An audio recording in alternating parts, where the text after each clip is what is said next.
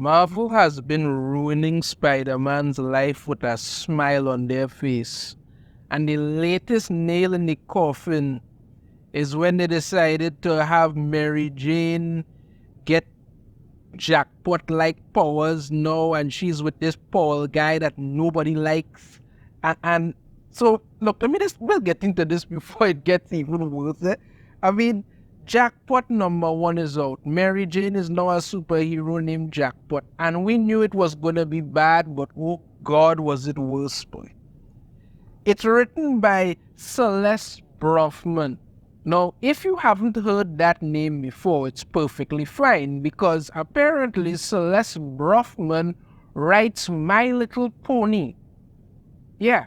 And somebody thought that this woman who writes My Little Pony would somehow be a good choice to write this Mary Jane Jackpot #1. Look, Mary Jane has never wanted to be a hero, never had a desire with her. She's always been Mary Jane.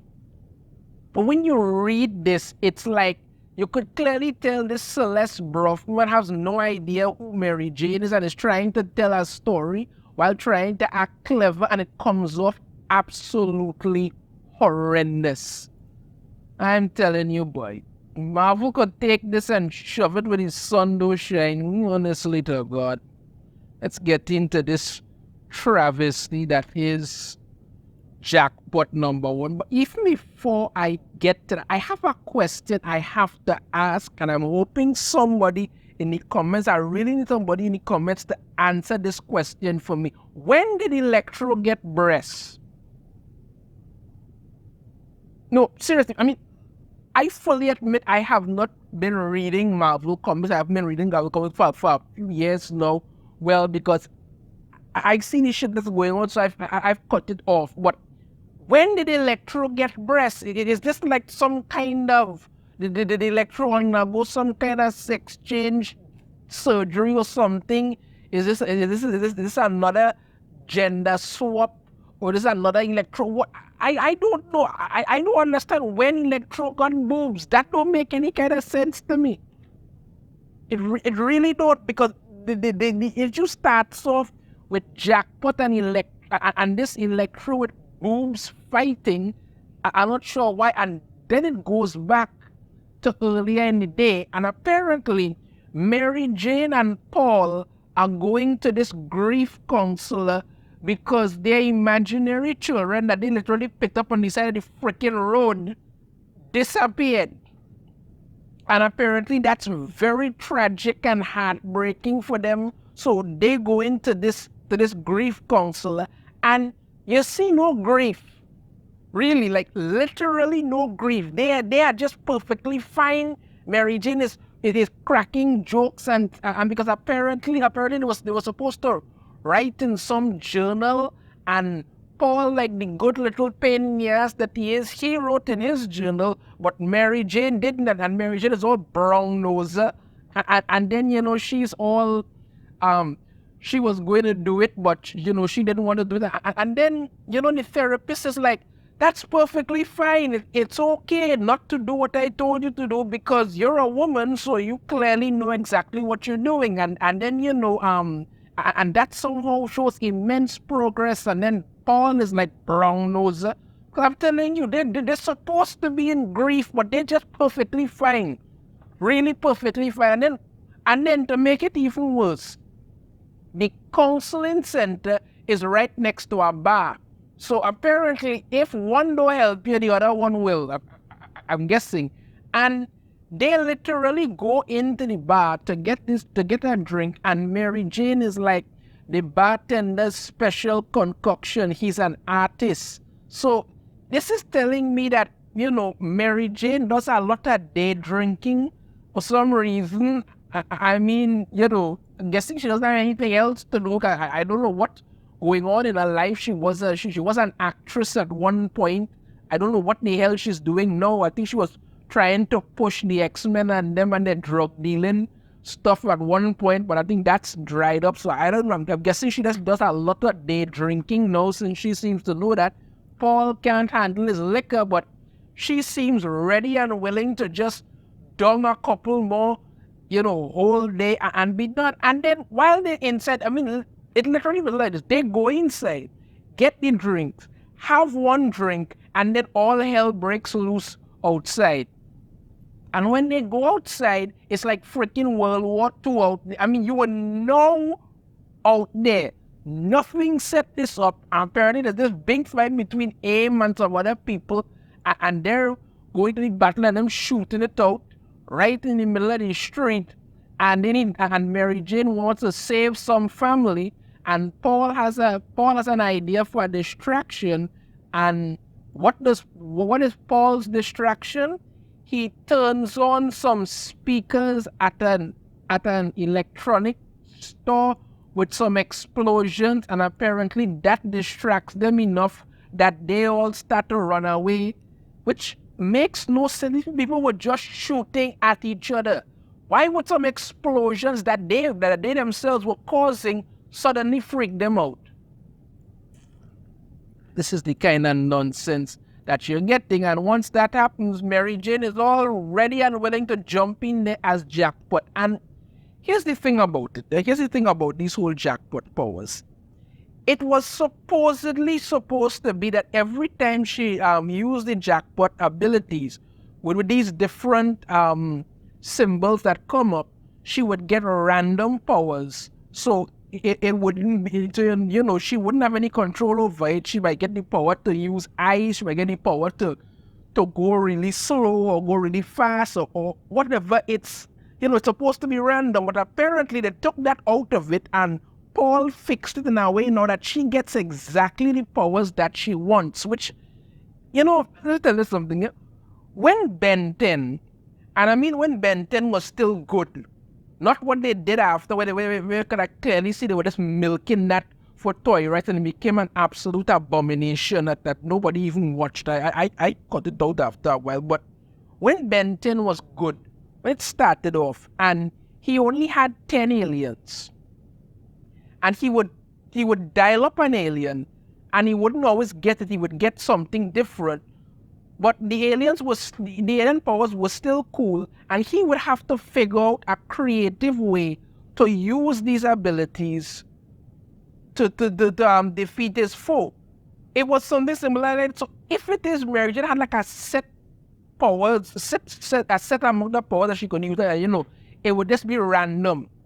That could probably work, but when you just take away all of that now, and she gets exactly what she wants whenever she wants it, immediately, the whole thing involving the randomness of the powers is just gone, and you just reduce the character to just, well, she was already terrible, now it's just worse, and now she's flying for some reason. I don't know how. Is this part of the powers that she gets her? Because she had like plant things coming out from her hands, but now she's flying, and I don't, it's making no sense.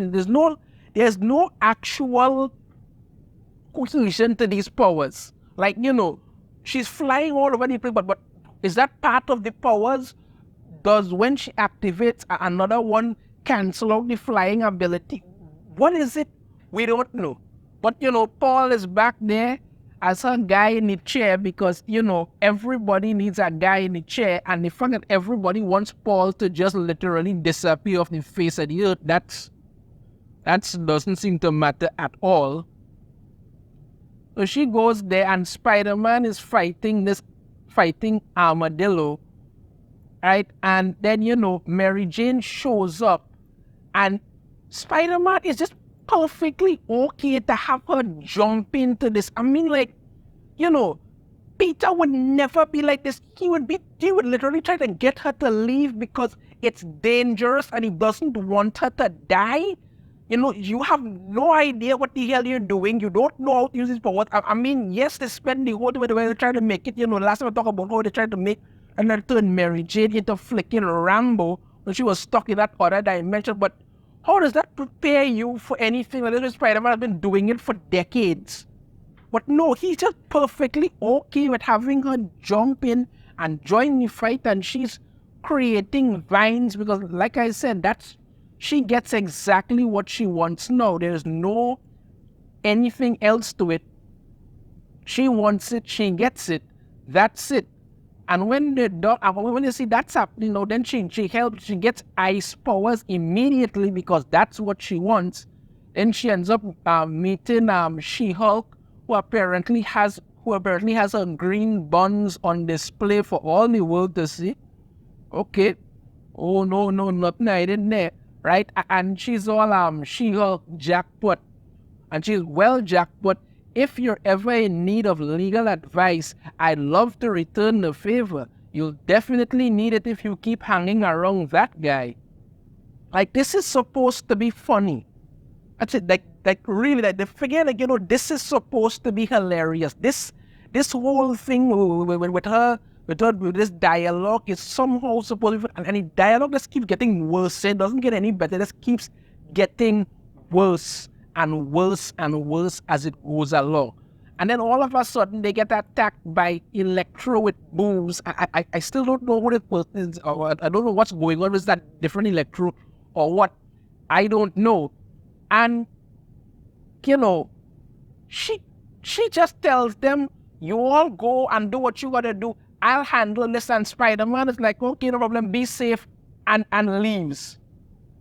Jesus Christ, she has no freaking clue what she's doing. Peter would never leave her like that. He would literally do anything to get her to get another. He would rather stay and fight Electro on his own, but no. Because apparently the two women, they know exactly how to handle it. This kind of reminds me of when Jane Foster thought, I think it was Giganta, literally gave up because Jane Foster is a woman and she's thought that's why she gave up. But somehow now, because they're two women, they could fight it out here. And somehow Jackpot knows exactly what the hell she's going to do. Boy. So they get back into it and getting slapped around a little bit, and then they get back to where that happened now, and apparently Electro overloaded her gauntlet and she went flying off a roof, and somehow she just grabs on to a railing with her fingers. And then just instantly flips herself up and she's good. How in God's name can she do this? Mary Jane has no martial arts training of any kind as far as I am aware. None of this, but somehow she's able to. I'm like, I know people are going to say, well, it's a comic book, but you had to have some kind of common sense going into it so you know exactly what you're trying to do. But apparently that's okay now. We could just make up anything and say, well, that's perfectly fine, and somehow it's supposed to make sense, but I guess that's what we're doing now. So she just flips herself up, and then, Paul ends up removing the limiters that apparently he had put some limiters on the Jackpot gauntlet thing, so that she would get the power she did. Apparently, once the limiter is removed, now she would get access to different powers. And it's like, I don't know, it's very confusing. They don't explain how any of this works at all. They just expect you to know that it's working. That's it. So he removes the limiters, gets enough power, and she gets all that powerful thing and the other. And female Electro is flying around. Would Jackpot come out wherever you are. And then all of a sudden now she has wind powers, from where they came from, how she has them, why she has them, no clue. There's literally no explanation for any of this. You're just supposed to go along with it because apparently that's supposed to be something. And apparently Mary Jane wants her to get close to her gauntlet so she could overload her or something like that. And then, you remember how I said earlier Mary Jane was an actress? Was supposed to be an actress, and then she's all, wait, no, please. And then Electro is like, you laid it on a bit too thick there, Red, and to think I was almost fooled. And she's, I'd stay and play, but you've got nothing. and I got places to be. Hope Mass Crew put up more of a fight, and then Mary Jane thought, damn it, she knew it was a trap. You're supposed to be an actress. You trying to tell me that is the best you could do? That is the best you could do. And then again, she's flying around, because like I said, there's no conclusion at all, because apparently it doesn't, apparently I was mistaken, and the flight is something that she could always do because she's using the wind powers, and she wasn't using wind power before, but I don't know, but this is confusing as hell. And then you have more dialogue like this, where Electro is flying and she's saying, Menagerie is done. Heading back your way, Beetle. Wait until I tell you about the dumb Orella I just faced. Dumb Orella I just faced. And then all of a sudden, Mary Jane shows up again.